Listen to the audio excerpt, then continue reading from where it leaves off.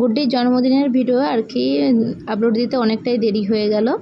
আর মানে ভয়েস ওভারটা করতেও অনেকটা দেরি হয়ে গেল, কারণ এডিট করতেই মানে সময় লেগে গেছে।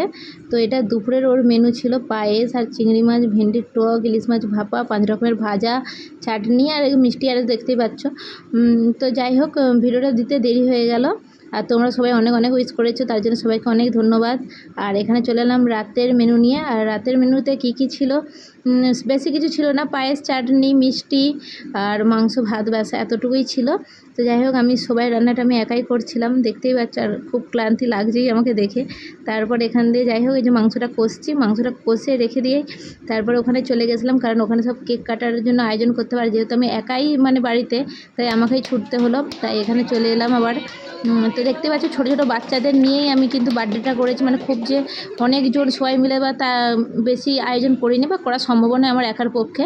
তো এই দেখতে পাচ্ছ, এই যে কচিকাচার দল সবাই টিভি দেখছে, আর গুড্ডি ড্রয়িং স্যার এসেছিলো। আর এখানে যেহেতু টিভি চলছিল, টিভির আওয়াজে দিলে কপিরাইট ক্লেম পড়ে যাবে, তাই ভিডিওটা মিউট করে, মানে ভয়েসগুলো মিউট করে দিয়ে আমি নিজেই ভিউজ দিলাম।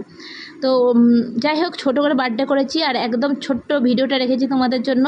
সবাইকে একটাই অনুরোধ, ভিডিওটা দেখো। তারপর এখানে চলে এলাম রাত্রেবেলা খাবার নিয়ে। এই যে এখানে দেখতে পাচ্ছ যে ভাত দেওয়া হয়ে গেছে, আর সবাই ভিডিওটা করছিল, একটু লজ্জা পেয়ে গেছে। আর এখানে কাকিমা মাংস দিচ্ছে, মানে আমি ভাতটা দিয়ে চলে এসেছি, তারপর কাকিমা দিচ্ছিল, মাংস দিচ্ছিল। আর ভিডিও এতটুকুই, বেশি আমি বড় করিনি।